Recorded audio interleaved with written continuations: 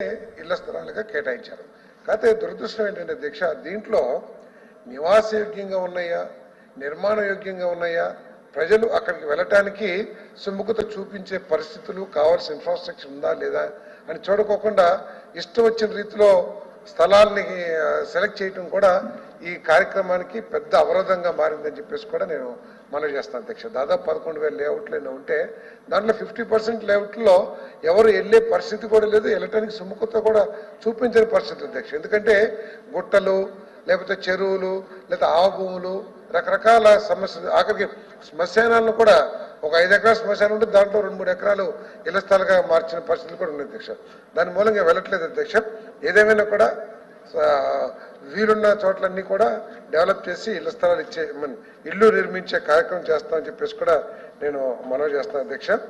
అదేవిధంగా గౌరవ సభ్యులు చేనేత కార్మికులకి అదనంగా సహాయం చేస్తున్నారా అని చెప్పేసి అడిగారు అధ్యక్ష.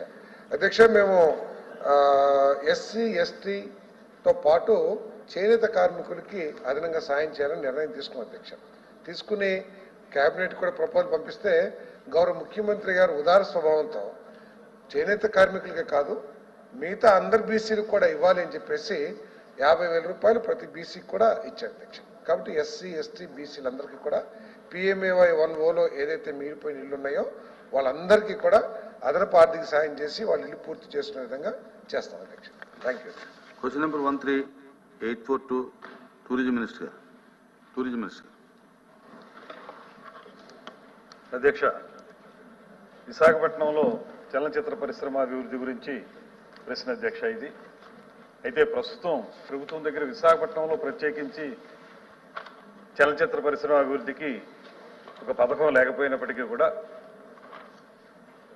ఈ ప్రభుత్వం వచ్చిన వెంటనే హైదరాబాద్లో ఉన్నటువంటి చలనచిత్ర నిర్మాతలను అందరినీ కూడా సమావేశపరిచి ముఖ్యమంత్రి గారు, ఉప ముఖ్యమంత్రి గారు ఆంధ్రప్రదేశ్ రాష్ట్రంలో చలనచిత్ర పరిశ్రమ అభివృద్ధి గురించి మాట్లాడడం జరిగింది అధ్యక్ష.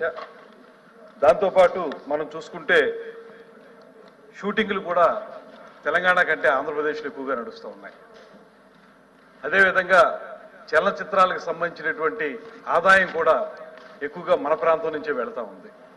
ఈ నేపథ్యంలో నిర్మాతలను మనం కోరుతున్నది ఏంటంటే, మీరు ఇక్కడ వనరులు ఉపయోగించుకుంటున్నారు, ఆన్లైన్లో మీకు షూటింగ్లకి అనుమతులు ఇస్తున్నాం, దాంతోపాటు మౌలిక సదుపాయాలు కూడా ఏర్పాటు చేస్తున్నాం కనుక హైదరాబాద్లో ఏ రకంగా అయితే మీరు స్టూడియోలు నిర్మించారో, రికార్డింగ్ థియేటర్లు నిర్మించారో, రికార్డింగ్ థియేటర్లు నిర్మించారో, డబ్బింగ్ థియేటర్లు నిర్మించారో అదే తరహా సదుపాయాల్ని ఆంధ్రప్రదేశ్ రాష్ట్రంలో కూడా ఏర్పాటు చేసినట్లయితే స్థానికంగా ఉన్నటువంటి కళాకారులు, ప్రతిభావంతులైనటువంటి సాంకేతిక నిపుణులకి అవకాశం దొరుకుతుందనేటువంటి మాట వారికి చెప్పడం జరిగింది.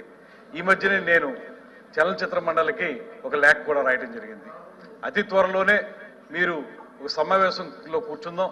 ఆంధ్రప్రదేశ్ రాష్ట్రంలో ఒక విశాఖపట్నం అనే కాకుండా అన్ని ప్రాంతాల్లో ఆంధ్రప్రదేశ్ మొత్తంగా ఎక్కడ చూసుకున్నప్పటికీ కూడా అద్భుతమైనటువంటి లొకేషన్స్ ఉన్నటువంటి ప్రాంతం మన ఆంధ్రప్రదేశ్. విశాఖపట్నం చాలా అద్భుతంగా ఉంటుంది, కోనసీమ, అదేవిధంగా మనకి తిరుపతి, మన ఈ కోస్తా జిల్లాలు అన్నీ కూడా చాలా లొకేల్ బ్యూటీ ఉన్నటువంటి ప్రాంతాలు. ఈ ప్రాంతాల్లో షూటింగ్లు కూడా మీరు ఎక్కువ చేస్తున్నారు కనుక కేవలం షూటింగ్లు చేసి వెళ్ళిపోవటం, మా దగ్గర నుంచి ఆదాయం తీసుకోవడం మాత్రమే కాకుండా మీరు సైతం ఇక్కడ స్టూడియోలు నిర్మించండి, దానికి అవసరమైనటువంటి మేము పూర్తి సహకారాన్ని అందిస్తాం, ఇప్పటికే అన్ని విధాలుగా సహకరిస్తున్నాం అనేటువంటి మాట చెప్పడం జరిగింది అధ్యక్ష. దాని ప్రకారం కొంతమంది నిర్మాతలు సుముఖంగా ఉన్నారు. త్వరలోనే మరొక సమావేశం ఏర్పాటు చేసి మొత్తంగా ప్రభుత్వం చేస్తుందా లేకపోతే పబ్లిక్ ప్రైవేట్ పార్ట్నర్షిప్ ద్వారా చేస్తుందా అనేటువంటి అంశాన్ని నిర్ణయించి తద్వారా ఆంధ్రప్రదేశ్ రాష్ట్రంలో చలనచిత్ర పరిశ్రమని అభివృద్ధి చేయడానికి ఈ ప్రభుత్వం కృతనిశ్చయంతో ఉందనేటువంటి మాట తమ ద్వారా తెలియజేస్తున్నారు అధ్యక్ష. రవీంద్రబాబు గారు. చాలా చిత్రమైన పరిస్థితిలో పెట్టారు సార్ నన్ను. ఇప్పుడు సార్ మంత్రి గారు చాలా చెప్పారు, విశాఖపట్నం చాలా అందమైన సిటీ అన్నారు, చాలా బ్యూటిఫుల్ గా షూటింగ్ జరుగుతుంది అన్నారు, చాలా బాగా మాట్లాడన్నారు, నిర్మాతలతో మాట్లాడన్నారు, లెటర్ రాశానన్నారు, పిలిచానన్నారు, రకరకాలుగా పవన్ కళ్యాణ్ గారు కూడా ఉన్నారు. కాబట్టి ఇవన్నీ చేశారు. ఆన్సర్ ఏంటి sir? Is there any proposal with the government to develop film industry Visakhapatnam? No. Any proposal to include with does not arise. If so details there of does not arise. ఏంటి sir ఎంత firm answers? Question answer చెప్తే over answer ఏమో బ్రహ్మాండం చెప్పారు ఆయన. Return answer చేయండి sir. నా మీద కోపం ఏంటి సార్ మీకు? కోపం అయితే రిప్లై సక్సెస్ ఇవ్వచ్చు కదా సార్. వీఆర్ అండర్ ఎగ్జామినింగ్, లేదా ఇట్ ఇస్ అండర్ వ్యూనో, under consideration, we're in the talks with the film person. చాలా చెప్పారు చక్కగా, బ్రహ్మాండం చెప్పారు సార్. చాలా స్మార్ట్ మినిస్టర్ మీరు అంత చెప్తే ఇదేం ఆన్సర్ సార్? ప్లీజ్ సార్ దయచేసి మా మెంబర్స్ కోసం ఇది పర్మనెంట్ రికార్డ్ సార్. మీరు బయటకు వెళ్ళి చెప్పాలంటే ఎరా నీవంటే మంత్రి అసలు లేదా అన్నిటి no does not arise sir please. అధ్యక్ష, వారు రవీంద్రబాబు గారికి సినిమా అంటే ఒక ప్యాషన్. బయట కూడా చాలాసార్లు మాట్లాడుతూ ఉంటారు. ఫైట్లా బయట కూడా మాట్లాడుతూ ఉంటారు నాతోటి. ఫైట్ మాస్టర్లా కనపడండి. అంటే వారు అడిగిన ప్రశ్నకి డెఫినెట్ గా డస్ నాట్ అరైజ్ అధ్యక్ష. ఎందువల్లంటే స్పెసిఫిక్ యాక్షన్ ప్రోగ్రామ్ ఏదైనా విశాఖపట్నం మేరకు ఉందా అంటే ఎట్ ప్రజెంట్ గవర్నమెంట్ దగ్గర అది లేదు అధ్యక్ష. అదే మనకి ఇచ్చారు. కాకపోతే ఆంధ్రప్రదేశ్ యాజ్ ఎ హోల్ మనం ఏ రకంగా దీన్ని అభివృద్ధి చేస్తాం అనేటువంటి అంశం మీద నేను మీకు వివరంగా చెప్పేది తప్పితే విశాఖపట్నానికి ఎగ్జాక్ట్ గా ఇప్పుడు ఏ రకమైనటువంటి ప్రతిపాదన లేదు. కాకపోతే ఇప్పుడుగా నిర్మాతలను పిలిచాం, నిర్మాతలతో కూడా మాట్లాడుతున్నాం. వారితో కలిసి వారి నుంచి కూడా స్టూడియోలు నిర్మించే విధంగా అది విశాఖపట్నం ఖచ్చితంగా అందులో కూడా ఉంటుంది. వారు నిర్మాతలు ఏ రకంగా ముందుకు వస్తారనేటువంటి మాటను చెప్పి తర్వాత మేము ఒక యాక్షన్ ప్లాన్ తయారు చేద్దాం అనేటువంటి మాటతో వెయిట్ చేస్తున్నాం. అప్పటి వరకు ఇక్కడ ఏవైనా స్పెసిఫిక్ యాక్షన్ ప్లాన్ లేదు కనుక మీకు లేదనే చెప్పాం. కాకపోతే మా ఫ్యూచర్ ప్లాన్ ఏంటో కూడా మీకు తెలియాలనే ఉద్దేశంతో నేను వివరాలు చెప్పడం జరిగిందండి.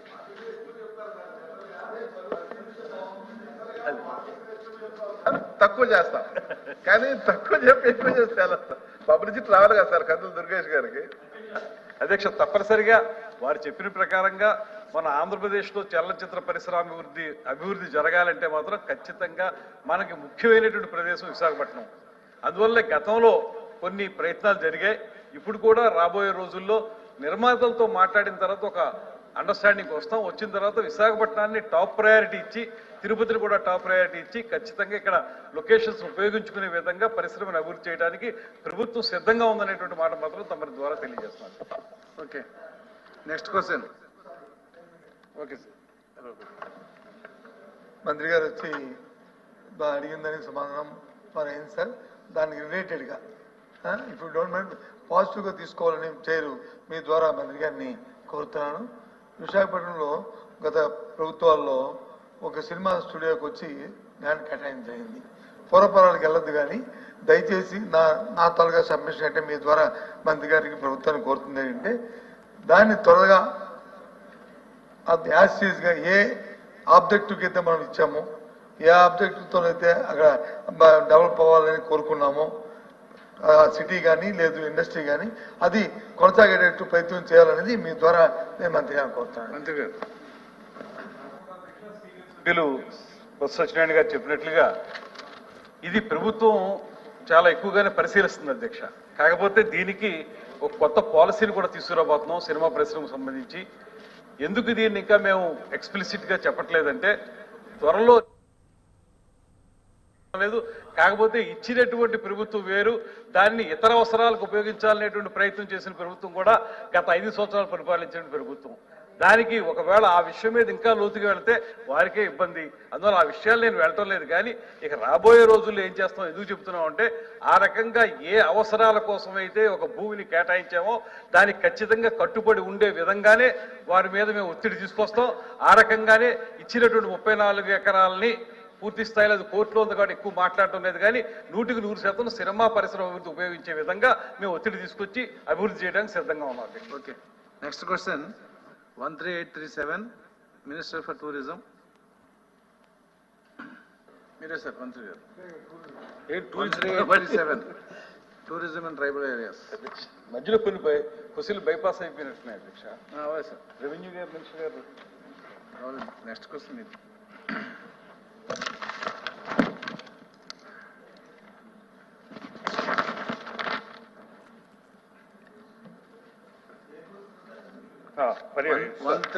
అధ్యక్ష, ఇది 170 యాక్ట్ దాని మీద సవరించడం ద్వారా అనేటువంటి ప్రశ్న అడిగారు అధ్యక్ష. ఆ ప్రశ్నే లేదు. 170 యాక్ట్ ని పరిరక్షిస్తూనే ఆ చట్టానికి లోబడే మేము గిరిజన ప్రాంతాల్లో పర్యాటక అభివృద్ధి చేయడానికి కృషి చేయాలనేటువంటి ప్రయత్నం జరుగుతుంది అధ్యక్ష. ముఖ్యంగా మనం సెంట్రల్ గవర్నమెంట్ లో కూడా ఈ ప్రాంతాల్లో పర్యాటక అభివృద్ధి చేయాలనేటువంటి మాట చాలా ఎక్కువగా వినిపిస్తుంది. దాని ప్రకారంగా రాబోయే రోజుల్లో ఇప్పటికే కొంత ప్రయత్నం ప్రారంభించాం. ఎక్కడా కూడా దయచేసి సభ్యులకి మేము ఒక హామీ ఇస్తా ఉన్నాం. 170 యాక్ట్ ఏదైతే ఉందో, ఎక్కడైతే నాన్ ట్రైబల్స్ వచ్చి ట్రైబల్ ఏరియాలో ఏ రకమైన ఎకనమిక్ యాక్టివిటీ చేయకూడదు, ట్రైబల్కి మధ్యలోనే ఒక ట్రాన్సాక్షన్ జరగాలి తప్పితే నాన్ ట్రైబల్కి మధ్యలో జరగలేదనేటువంటి కీలకమైన అంశాలతో కూడినటువంటి 170 యాక్ట్ని సవరించే ఉద్దేశం ఎంత మాత్రం కూడా ఈ ప్రభుత్వానికి లేదు. ఆ పరిధిలోనే ఏదైతే 170 యాక్ట్ ఉందో ఆ పరిధి మేరకే గిరిజనులను అందులో భాగస్వాములు చేస్తూ ఒక పక్క